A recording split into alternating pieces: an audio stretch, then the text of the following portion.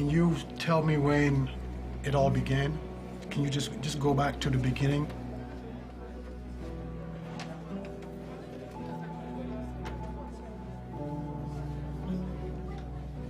Do you remember what you were doing in 1975? How old were you in 1975?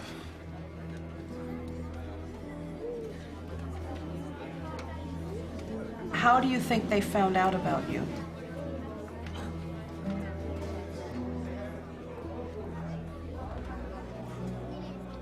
Did he use his own passport? How did he get to Paris? When was the last time you saw your wife? Where were you and what were you doing when you were arrested, sir?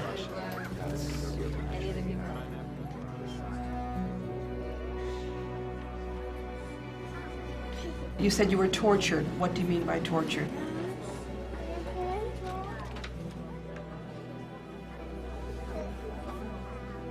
Tell me once again, sir, what you're afraid of.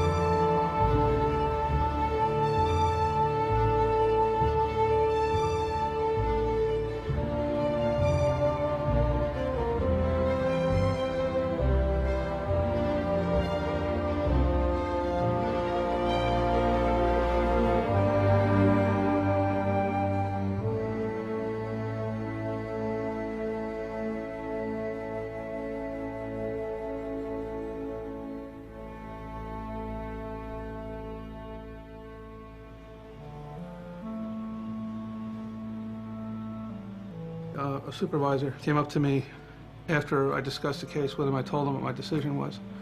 And he said, how are you going to feel if this guy goes back and somebody puts a bullet in his head? And I said, I'm going to feel terrible about it, obviously. But I have to make a decision and I have to live with it. That's what this job is about. You make a decision about people's futures.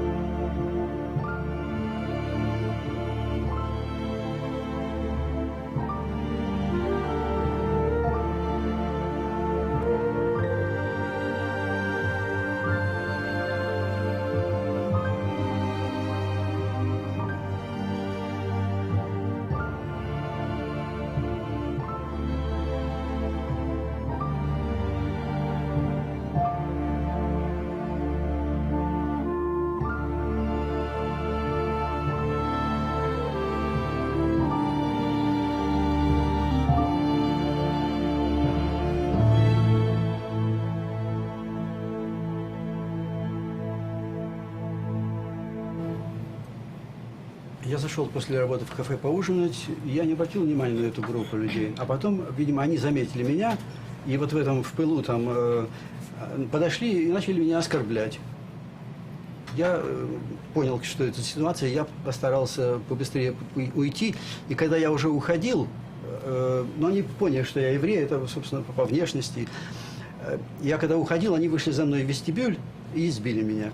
Okay, well, what he's saying that when after his work he entered the cafe where the youngsters from one of these nationalistic groups were having their meeting. From his appearance, they immediately recognized him as a Jew, so they followed him and they beated him. Basically, the beating occurred in the lobby without any witnesses. Мне просто стало страшно, я понял, что там происходит, но уже было поздно и не успел убежать. Yeah, he really feared at that point for his life, but it was at that point too late, and he didn't manage to escape from them. And so you got up and you walked away? И вы встали, и вы начали выходить? Да, я вышел в вестибюль, хотел одеваться. Это же Это было у нас осень, да, уже было холодновато. Yeah, it was October and it was pretty cold. So he left to the to the hall, to the vestibule, and he wanted to check his coat because he left his coat with the cloakroom. And at that point they approached him. And was there somebody in the coat room? There was an old lady. He told already. Там была женщина, да, старая? Да, в гардеробе старушка. Yes, sure. It was yeah. But now you told me that there were no witnesses. I mean, and if the attack occurred. Except for her. Okay. То есть не было никого другого, кроме этой женщины, да? Yeah. It was the only old lady. Будний день такой. It was a working day and it was night, so there was no one there.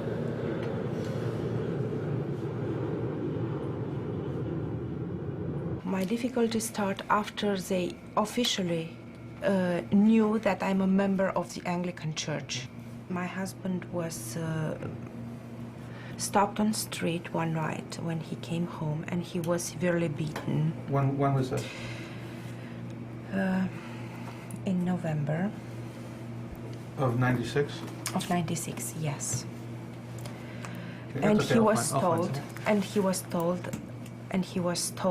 that he was told in his face when he ran, because he managed to run. Mm-hmm. He defended himself and he managed to run. Otherwise, he would have been more severely beaten.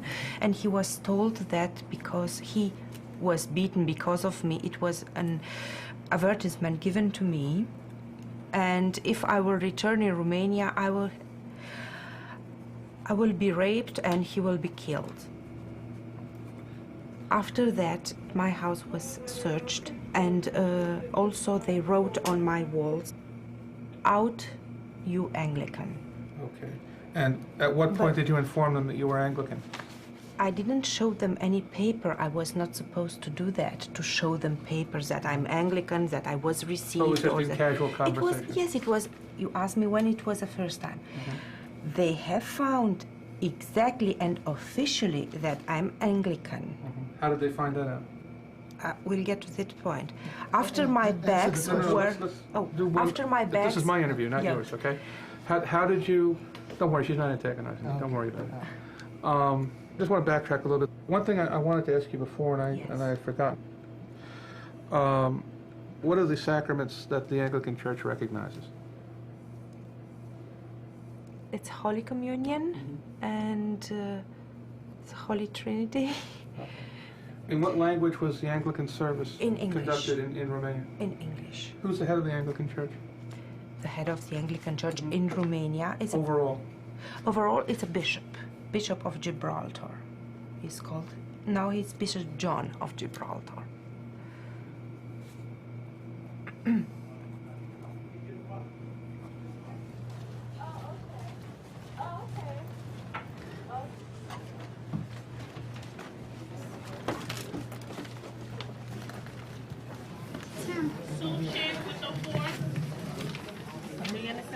How do you say this name, Carla?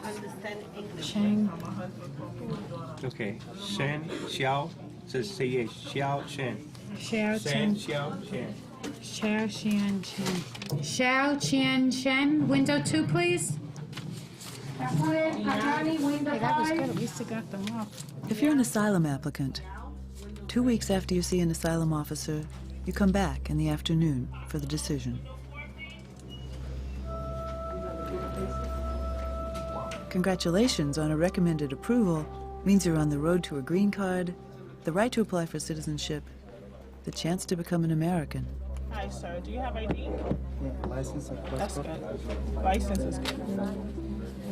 Apostolo. You speak English, right?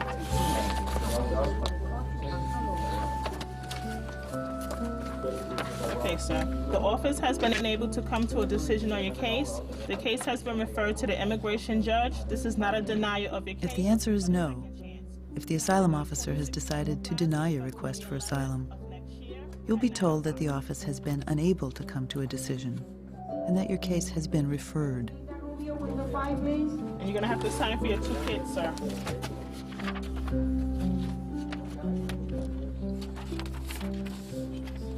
You do get a second chance to tell your story in what used to be called a deportation hearing. And if your case is turned down there, the judge declares immediately when and how you must leave the country. This is for the judge. Here you go, sir. Only 1 in 5 cases are reversed in court. So, in practical terms, the decision is made here. Anna Marie Mate, window number 6, please.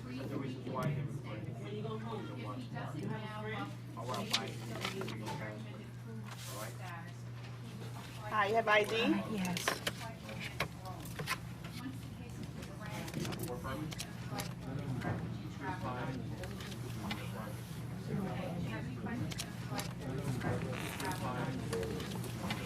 Boris Mendeleev, window 2, please.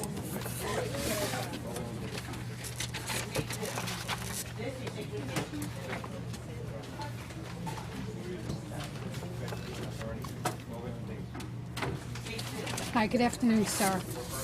Is this you? Are you Boris? Yeah. The service has not made a decision on her case, so her case is still pending with the service, but she has been referred to immigration judge for further consideration of her case. The judge will also make the final determination on her application. Okay. Any questions? No, I don't, if he has. I don't think I have any questions. Okay, that's it. Okay. Good luck with the judge. Thank you. You know, I can understand the desire to stay here. She could make a much better life for herself here, but that's not grounds for asylum. A lot of people would like to come here and better their lives, but it's not grounds for asylum. What did this officer want? They want somebody to cry, to beg them, to fall on their knees, and... How many Anglicans do you know don't know that the Archbishop of Canterbury is the head of the Anglican Church? And how many Anglicans do you know don't know the sacraments in the Anglican Church? If she claims that she went there every week and took communion. Do you have ID, sir?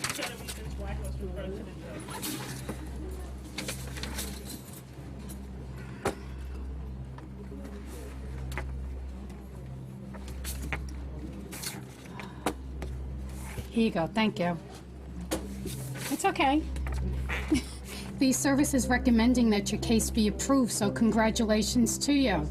This is a recommended approval, which means, sir, that at this point, your background is being checked. So once we get your fingerprints back, then the case will be granted and you'll be notified. We'll send you a letter in the mail, okay? Okay, I just need for you to sign the letter, sir. Well, I granted him. It's not like anybody with that claim is going to get granted asylum. There are a lot of people who come in here who allege that they've been beaten and targeted or whatever because they're Jewish and they live in the Soviet Union, the former Soviet Union. There are a lot of those cases that are fabricated, though. I mean, that's my opinion. Congratulations. And there were inconsistencies in his claim. So in his case, I overlooked some of them. And it's funny, sometimes the cases that are real, that aren't fabricated, often have more inconsistencies. You know, usually, sometimes a story that's fabricated and that's rehearsed is going to be tighter. So that's kind of the irony of all of this, you know. So I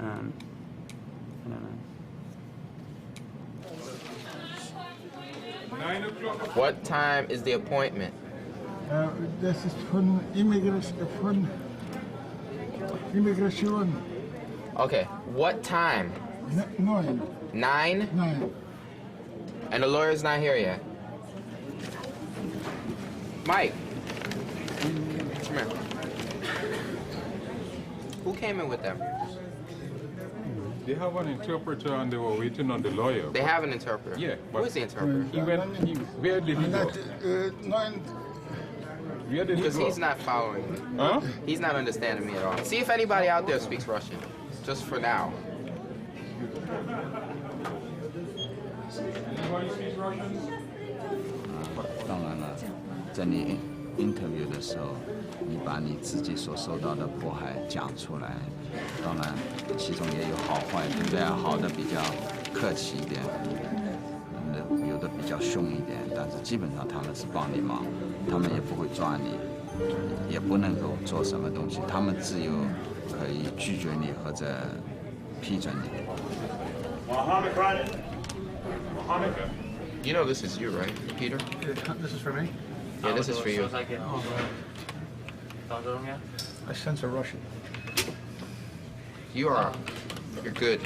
Okay. Oh my God, Roman Pokrovsky. Well, at least you can pronounce the name. Could be Ukrainian though. Roman, yeah, it probably is Ukrainian.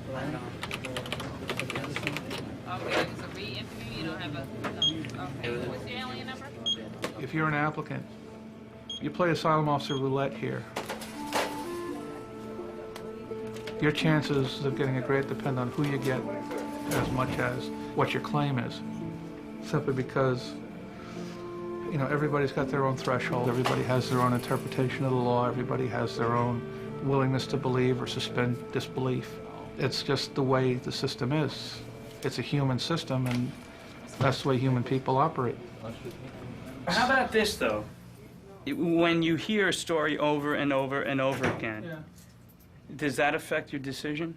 No, I still listen to him. I mean, who knows? This may be the one who's telling the truth. I How many hundreds of thousands of times in Rwanda did people see their families slaughtered right in front of their eyes? But I think that then the demand for details is increased because you've heard the story 10 other times. You got a Mauritanian. They all say the same thing. In such and such a month of such and such a year, they came to my home. They said I wasn't Mauritanian. They took my documents. They put me in a truck. They took me to a camp. Yada yada yada. The same thing over and over and over again.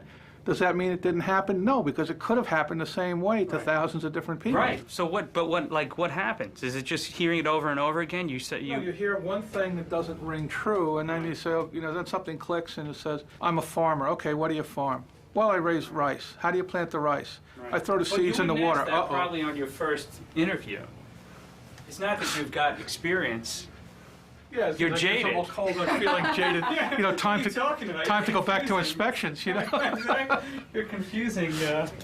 The asylum officers around here used to call me the Grand King.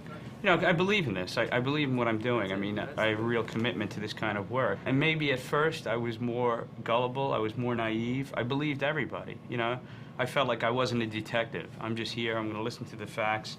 And if the person makes out a claim, they're going to get asylum. I mean, that was my. That's the way I dealt with this work, and now after seeing so many people who come in and have not that this it doesn't. I mean, they have an identical story, and that's not to discount what they're telling me because there are a lot of people who've got this identical stories. That doesn't mean it's not credible, but to the point where even. I don't know. They're so identical, so boilerplate. There's not even anything unique about the claims. It makes you wonder. And then I've had cases that I've had to, I've granted some cases, and I've had to revoke the asylum because the file would come back with different fingerprints in it. The person had 2 or 3 applications. They've had different names, and I felt like, geez, man, I'm pretty gullible. This is not a moral situation. This is, if somebody's lying because they want to stay here, that's perfectly understandable to me. I don't think that's a good or a bad issue. It's not like you trust somebody and they lie to you, betray you. It's not that sort of a situation. And to me, somebody who's in this country illegally, it's like if you park illegally, yeah, it's against the law. But I don't think a person who parks in the wrong parking space is a bad person. If somebody is not telling me the truth and I miss it, okay, I miss it, I'm sorry. It doesn't bother me. Hey, man. How you doing? I'm Queen Wee. What's important is the person in front of me. And that I do my job as well as I can, never forgetting that the person in front of me is a human being.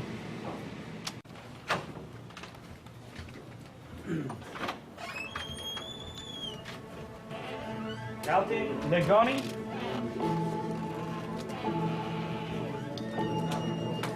Altin Negoni?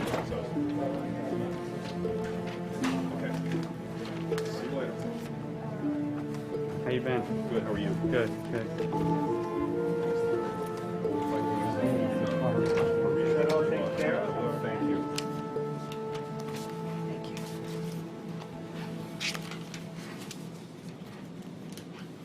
How many times were you abducted by the military? That was 3 times.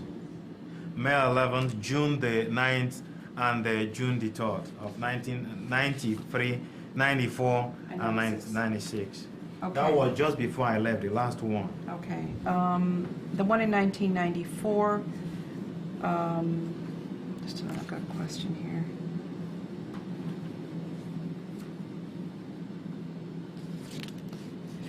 During this period, you said you were tortured. What do you mean by tortured? You know, No, I wasn't there. see, they get a rope. You have to tell me what they did to you, not what they do to other people. No, I know, that's what I'm telling you. They have a rope hanging from the ceiling with a kind of a bar. They will put that is your 2 hands behind and cross it, then drag you up. Your leg is not gonna touch the ground. So your whole weight bears on that. You know, it could be very, very painful. You know, then they still ask you questions, you know, trying to see if you can be cracked or broken. And how long did they do that to you? You know, they will do that maybe for 1 hour, release you again, say, are you ready to talk? They would hold you up there without That's touching the right, ground yeah, for an without hour? touching the ground, yeah. Ata më kapën, më prekrash, më tërhoqën dhe më futën në një drag me në një van, në një and put me in a van. Dhe më bën xhiro rreth qytetit Tiranës për një 2 orë. And they just had a sort of sightseeing around Tirana town for 2 hours. Filluan të më pyesin e të më bëjnë në pyetje, do të interrogating me. Vetëm siç mund të bënin ata forcat e sigurimit. As in the way that the secret police would do. Okay. Was there anyone else in the van other than you and these 2 policemen? The 2 police. Vetëm unë. Only me. And so you were in the back, and they were both in the front? Ishte shoferi që ngisa, ata ishin mbrapa, se ka një vend që rrinin, ata ishin tulur në... Ata ishin tulur, there was the driver, and there was a seat for those 2 guys that was sat, and me that was on the floor.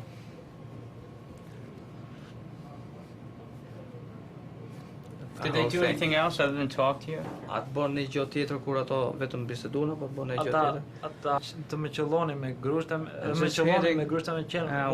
Nuk flisin si po flasim ne tani. Kicking me. Nuk po flisim si po flisim tani ulur që mund edhe like it was not the way that I speak now, the way they did that to me. Did they must have stopped then? I mean, they must have stopped the van.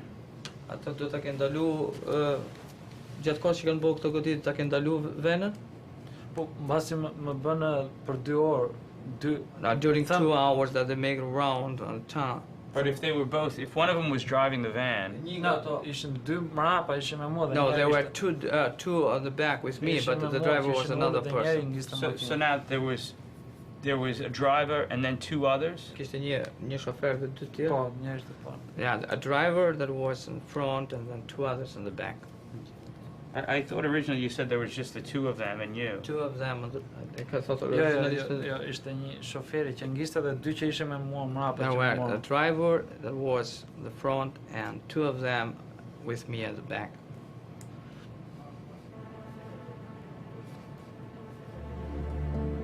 I knew right after the interview where I was going with that. That young guy, he was a doctor. Maybe I was skeptical just from reading the application. I guess I can tell you. I mean, right? I've referred him to the immigration judge.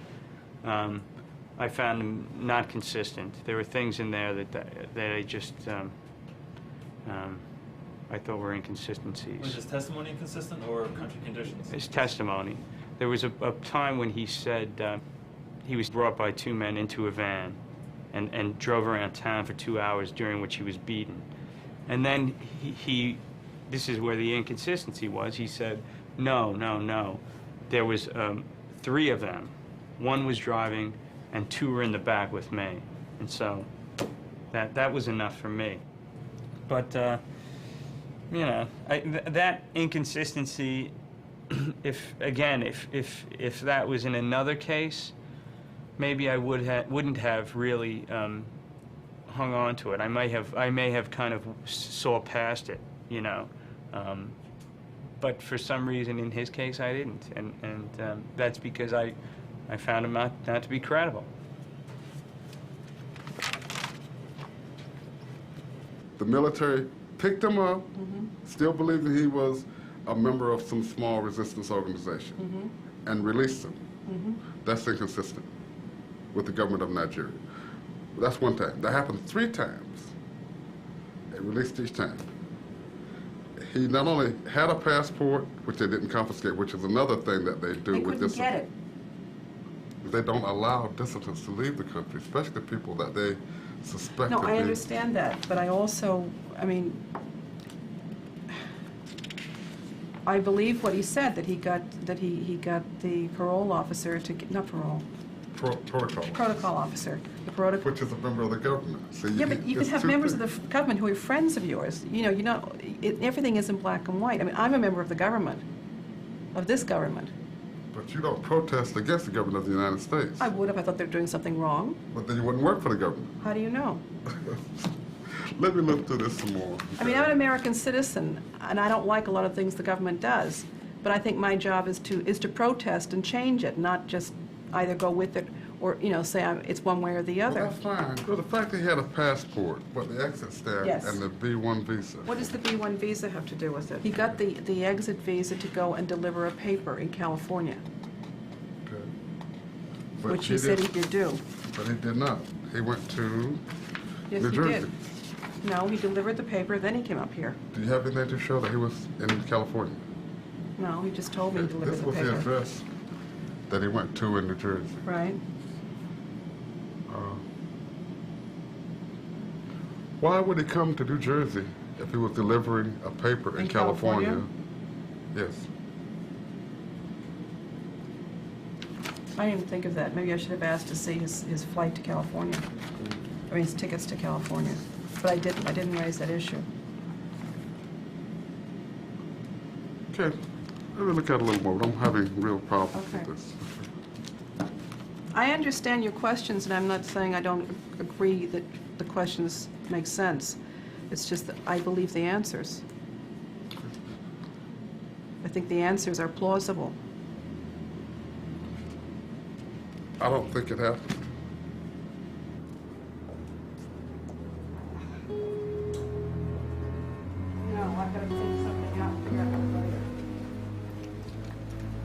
The results of the decisions here are a little more serious than, you know, crossing the street, which I guess is partly why it's so incredibly stressful. With another supervisor who didn't see things the same way I did, who basically, my feeling was, didn't believe practically anybody, and his attitude was, I believe everybody. And he may be right, I don't know. But the point is, if I could not understand why he thought this person should be denied asylum, I won't do it.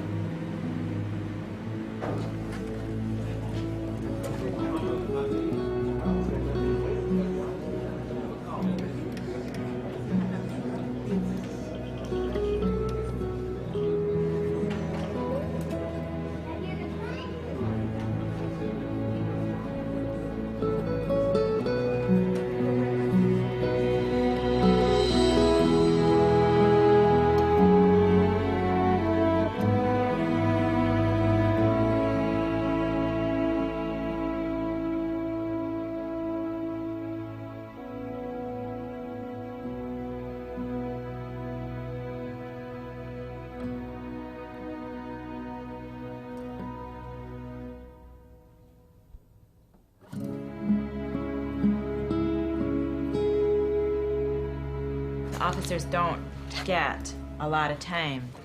So tonight, you review your summary and you review your application for asylum, just so that you're comfortable when you go in for your interview and you don't get nervous about your facts.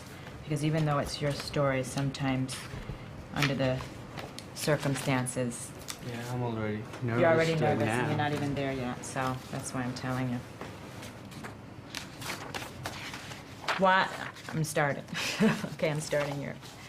Anybody that's in the United States is going to perceive what happened to you if you don't explain it as to what would happen in the United States. So you go to jail. I mean, I worked before in the jails as an attorney. I mean, it's not that bad. I mean, it's not the nicest place in the world, but we certainly don't have mice running around and back and forth that you can see anyway, and rats or... We don't have that. I mean, they get served little sandwiches, you know. They ask for toilet paper, they get toilet paper. I mean, it's not luxurious, but it's very different. I mean, this place had no light, right? You didn't know whether it was day or night. You had no light. No. Nobody fed you. They beat you up. You had no medical care. And, I mean, you have infected wounds from being beaten up. I mean, you have to just focus on that in a summary. 我是谁？我是瀑布的孤魂，一首永久离群所居的诗。我的飘泊的歌声是梦的由衷，我的唯一的听众是沉寂。This is a very short poem. 那个时候呢，我就有问题出来了。他们发这个诗已经被人看见了，也就反映到所谓领导那里去了。他们觉得我和共产党开始唱反调，有反骨了。So the authority feel he's against the communists, and he's become too liberal. What did they tell him? Just stop writing? 他们有没有禁止你写？禁止，不允许写，而且是呢有人监督你啊，但我还是偷偷的写。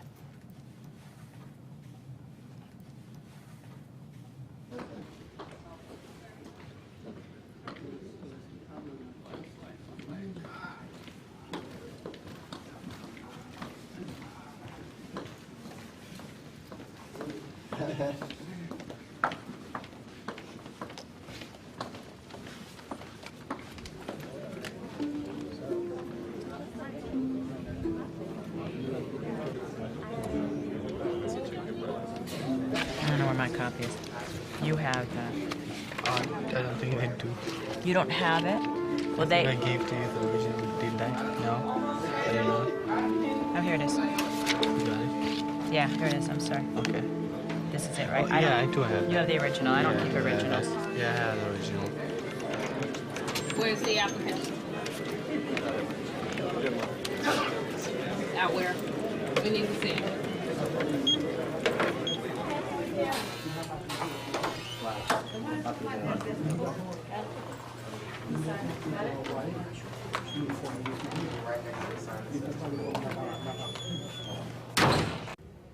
Okay, so what happened to your friend? Okay. Oh, he was, we were both in a pretty bad shape, but his wounds got infected in his arm, and he was feeling that they were pretty deep, and I was seriously,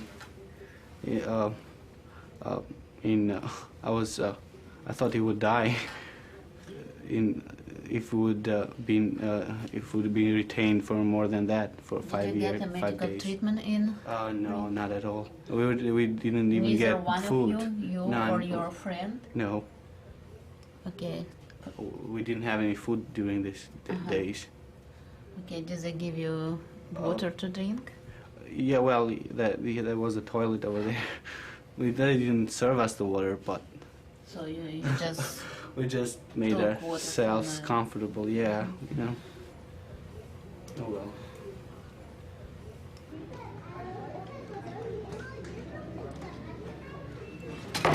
I was embarrassed as hell. You were embarrassed? Why? Well, yeah, okay. I was. Talk about the incident, you mean? Yeah, I can see that it's starting to bother you. I had to erase it all from my mind. Now I have to remember all.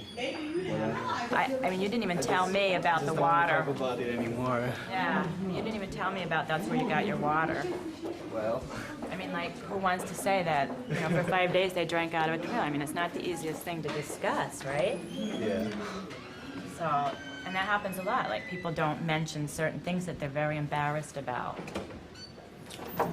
But I think you did well. I mean, you covered everything as best, you know, as best you could. Charles, this big thing here? Is this here? Oh, that's yours? Yeah. It's a family of... Does she have any files in her computer? Is she part of the case, do you know? Yeah, you can just look Yeah, if there's she two has files cases there. part of it. Okay, thanks. Okay, I'm gonna need David and All right. Okay, now I gotta go break.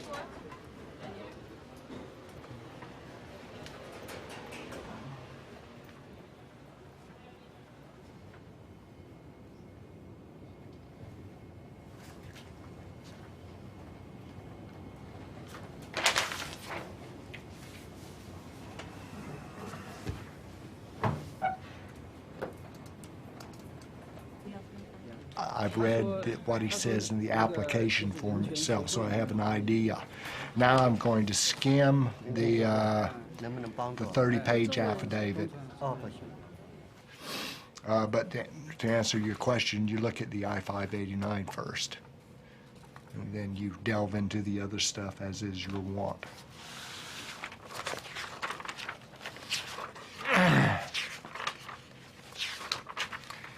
Then I call my wife and ask her what to do, and she tells me on the phone without having seen the case. How do you like getting this much documentation? I like it for a number of reasons. Some of them good and some of them not so good. Usually, if there's this much documentation, it means that one of the NGOs that knows what they're doing has taken the case and has put a lot of research into it, and they don't take cases which are not good cases. So you know it's a substantive case if you've got this much paper. But yeah, I mean, when I see paper like this, you have two reactions. I smile internally, but to my colleagues, you've got to act like, oh my God, look at that, you know, because everybody has to put on a show. But now, one of your colleagues said that he worries when he gets a big pile of paper that it's when they can't impress you with brilliance, they dazzle you with bullshit, and that's what a pile of paper is. well, it depends on the pile. A pile of paper this big is not, in my experience, has never been frivolous. Now, if it's a pile of paper that big, it could very well be. After you get over this much, I've never known it to be frivolous. This is not frivolous. It can't be. Yes. 但是我感觉这个人生就是这种宇宙生命现象，最后应该这个整个灵魂应该在哪里才能够栖息来？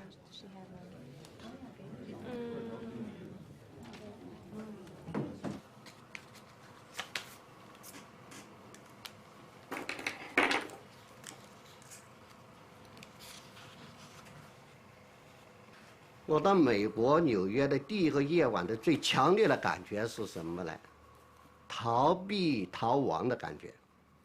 那天晚上我睡觉已经睡着了，但是半夜的时候呢，感觉是整个那心里很压抑，透不出气来。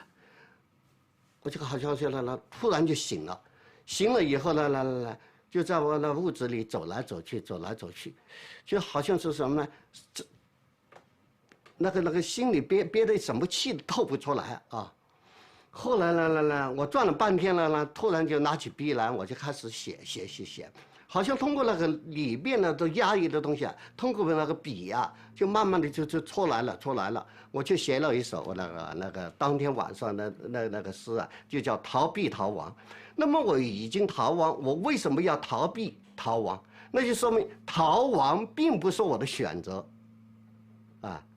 反而就是呢，逃避逃亡是我生命的一种最本真的选择。我并不想逃亡，而是迫不得已的逃亡。这是我到美国的最大的一个感受。当天晚上第一个瞬间的感受。我的第一个感受就是，我一下了飞机就感觉就是怎么说就感觉就是说，首先是一种自由感。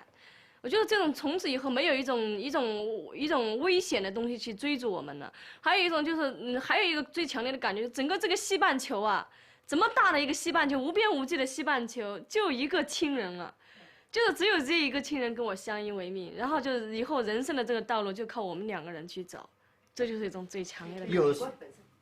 对美国的感觉就是说，反正就是因为我在国内的时候一种朋友以前在国内的时候，他们就说，就是踏上美国的土地以后，就感觉就连空气都是自由的，这个感觉我是很强烈。我确实感觉在美国的确实这种自由是真的是连空气都是自由的。进入角色啊。Mr. Huang lives in Queens, is that right? 看医生那个检查呢，我以为是去检查身体，所以呢就比较轻松自如去。但到那里以后，他并不检查我的身体，他要检查我身上所有的那个地方，哪些地方留下了伤痕。结果呢，后来本来这些事情都已经淡忘了，因为它已经是随着时间的消失啊，已经不存在了。突然这一检查，我心里面很难过。我真的将来就感觉我作为一个诗人，不仅精神上受到一种践踏，我几乎整个身体遍体鳞伤。那医生都简直不敢相信我曾经遭受过这种命运，那是文化革命的周期。他发现了胸口的那个伤口，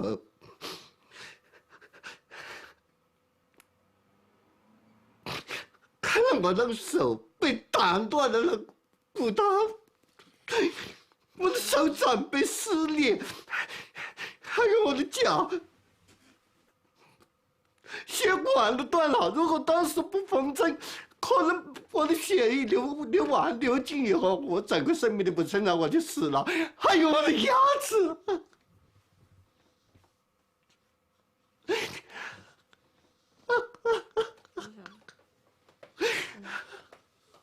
反正他这几天对我来说，我不敢维护我的过去，不敢。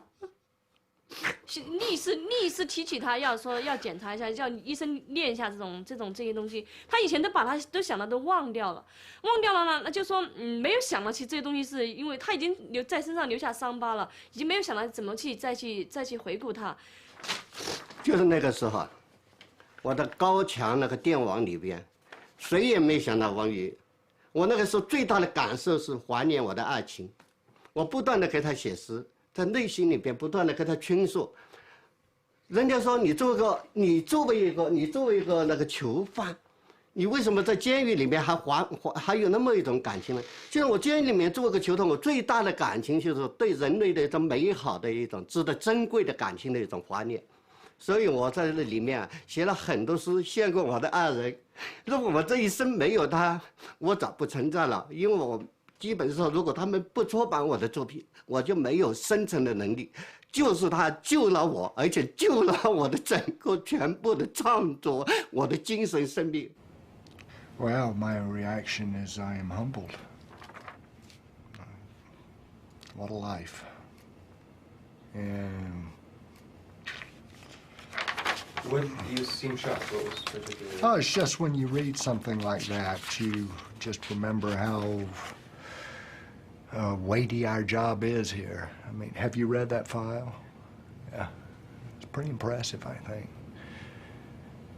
So after I've done this for a couple of years now, and you come to work and things on your mind are, I hope I get easy cases, all this stuff, and then you read somebody's file like that, and you remember just really how important what we do is.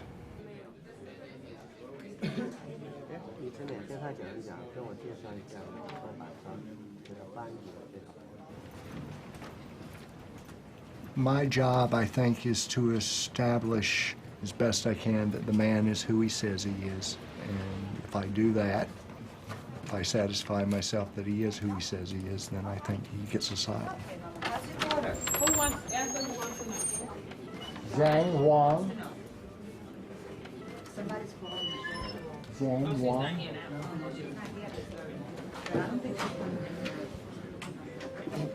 Is this for you? Yes. You have an interpreter or a lawyer? No, I have enough You have what? I have a tap control. Where is it? It's outside. Okay, you need to hold on to this until everyone is here. Yeah, interpreting? Sir, could I ask you to raise your right hand, please? 就是你把你的右手举起来宣誓。Do you promise to tell the truth during our talk? Yes. 他说就是你要告诉他你的真实情况。Yes. Thank you. All right. Did you ever know the name of the person who told your grandpa of your father's death? 他说你知不知道这个人的名字？谁告诉你的祖父的？那个我就不知道了，我指着祖父，因为最后我父亲那个最后来个信，以后就没有信了。后来就那个监狱啊，来通知到我的家里边，我祖父就知道我父亲死了。后来呢搞我的专案的时候，他知道是秘密枪杀的。He said he didn't know the particular name. Okay. Yeah.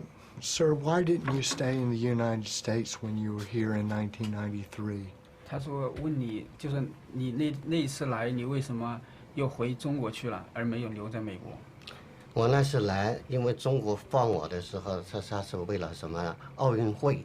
奥运会就是为了他树立国际的良好形象。我以为我回去的话不会有问题，我